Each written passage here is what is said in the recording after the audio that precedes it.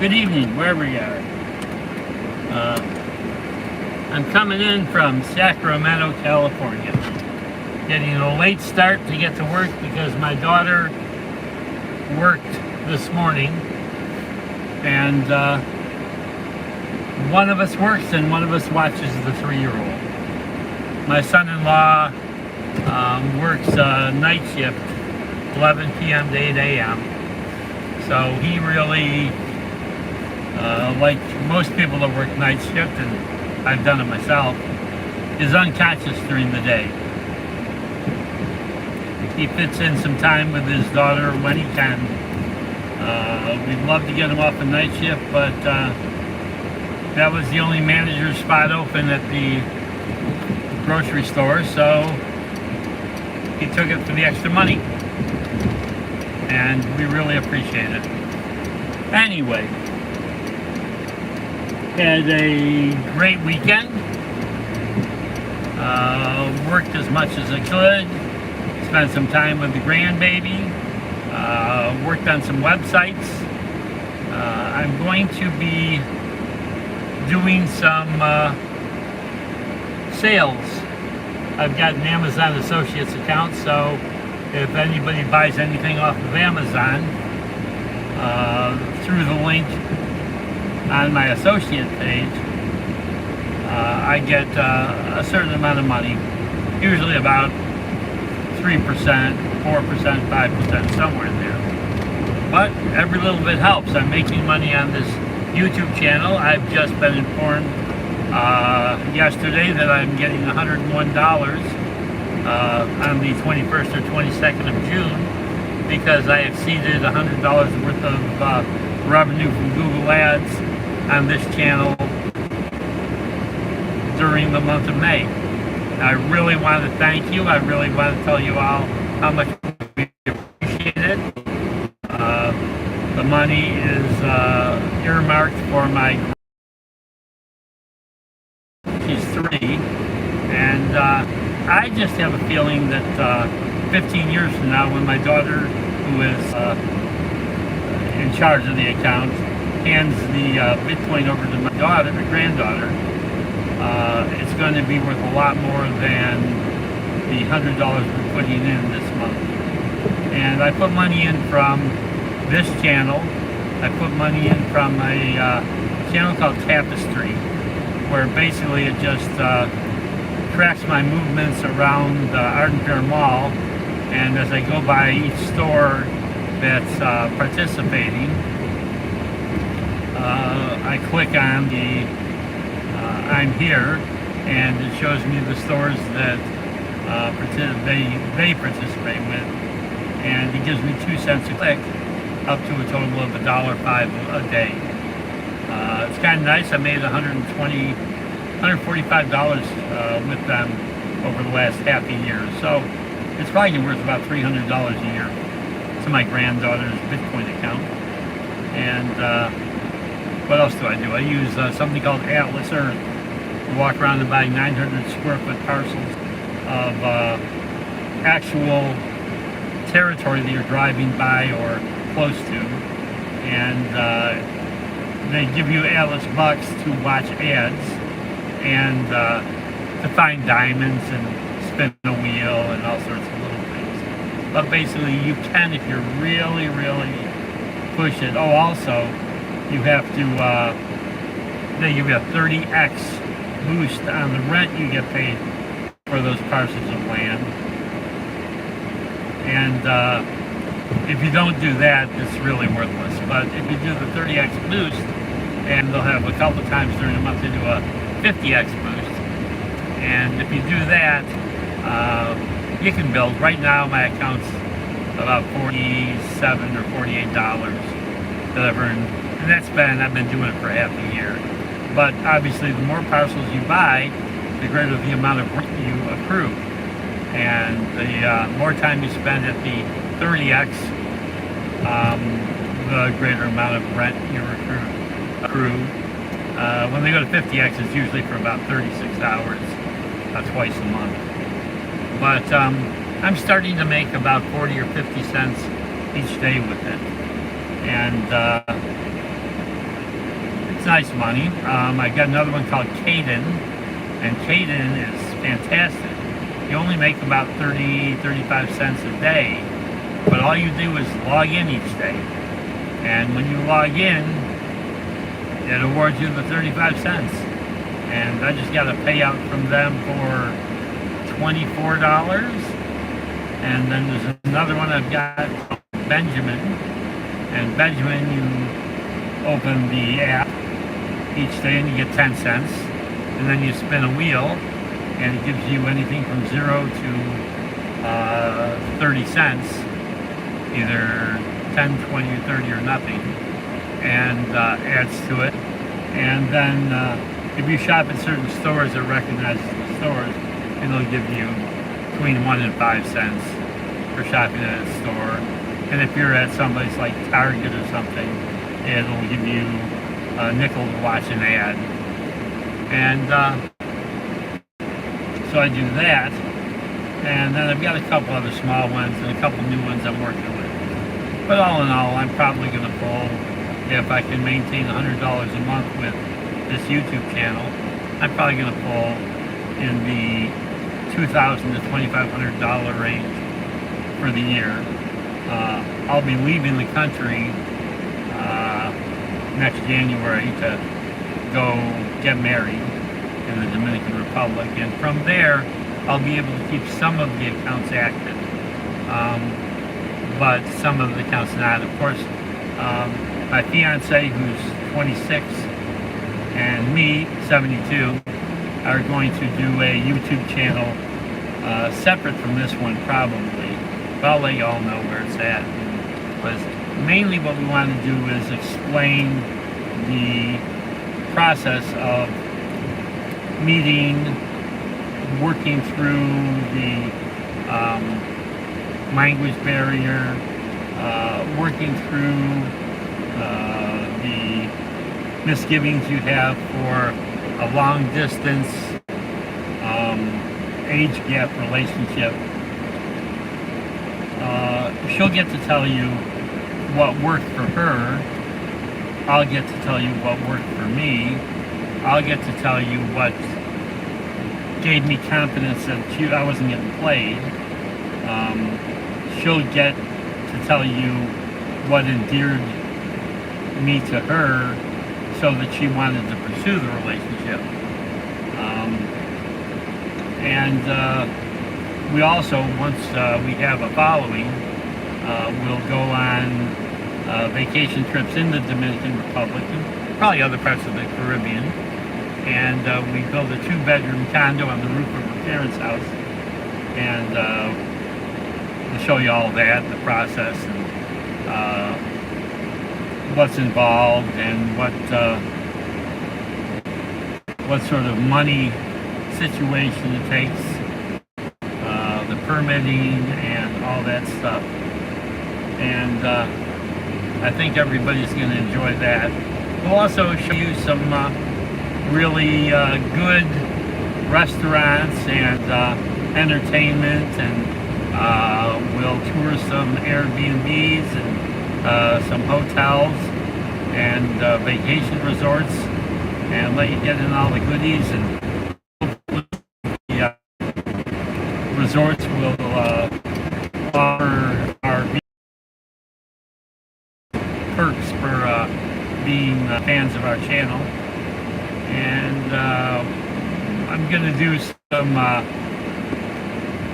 car repair over there. I used to race, and I'm a pretty good mechanic. I'm less into the electronics. When cars got electronics, I just learned about computers instead. But I haven't gotten into the automotive computer systems except for the EVD2, the diagnostic tools, which are very rudimentary. So I eventually will hopefully get into a position where we've got enough money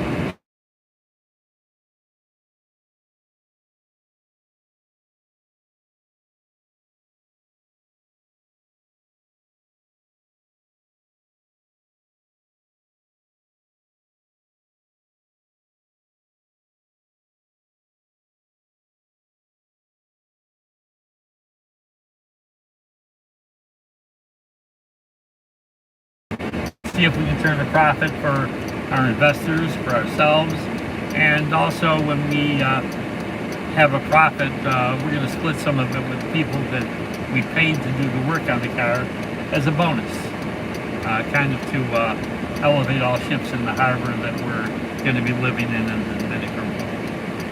And she lives in a village that's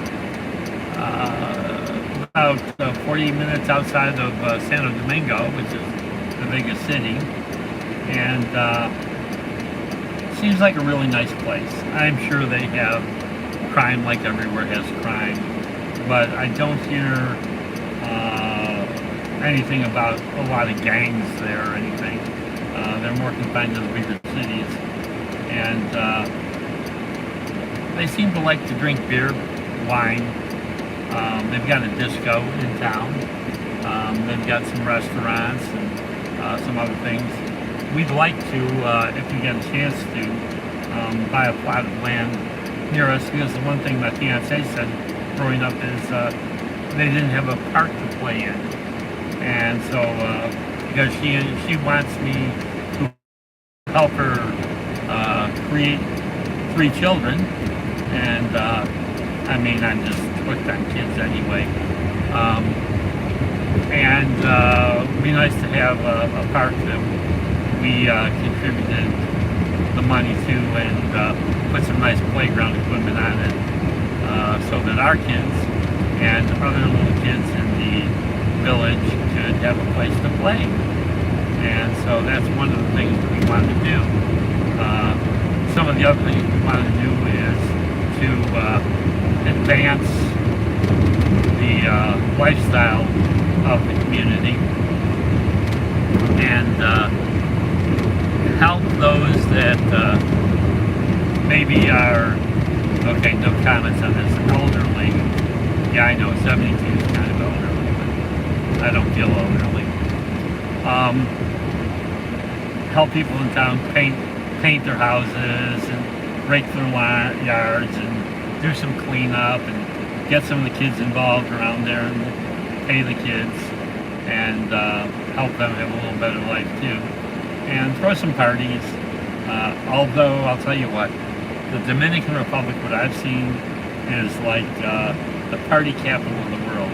They celebrate, if it's Tuesday and there's no celebration, they celebrate the fact that it's Tuesday and there's no celebration. So I really think they're so family oriented. When a few times a year, some company will put together, I don't know, civic company or what, but they put together these vacation packages. And with my fiance's family, the babies, the children, the teenagers, the grown kids, the parents, and even some of the grandparents all get on a bunch of buses, rent out. I'm not sure they rent the whole resort, but there's a lot of people going from town, and they all go, and they all spend 3 or 4 days having fun. All meals and drinks are included in the package price. I usually send her at least a couple times a year. I'm sure she, on occasion, helps her family throw, if one of the members is a little short, I'm sure that's, I'm helping with that too, which is fine. But they seem to have a great time. They're just good human beings. And I grew up in the neighborhood in Buffalo, New York, that we had a lot of cookouts,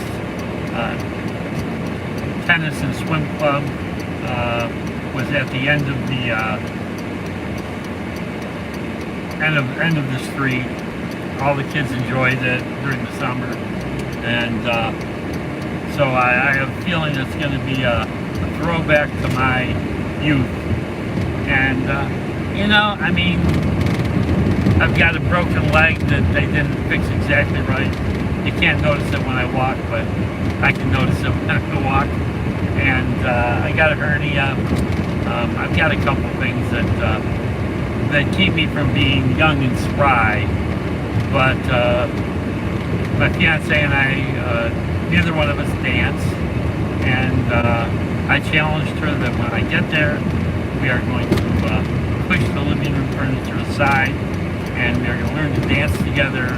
And when I marry her, everybody's going to be very confused as to why she married me, and nobody's going to be confused about why I married her, although they'll be wrong. Her beauty isn't the reason I'm marrying her.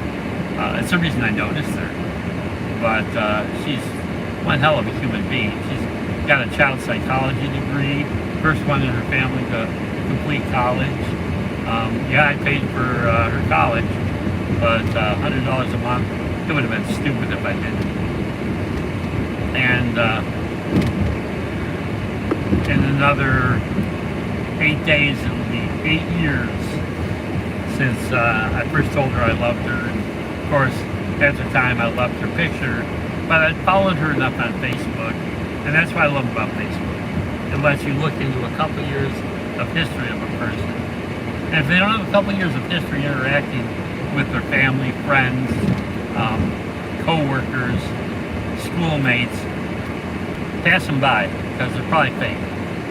But I was able to look back, I think, probably 4 years into her past when I first noticed her, and see who she was and how she treated her family and how she treated the little kids and how she treated her parents and what she had to say about them.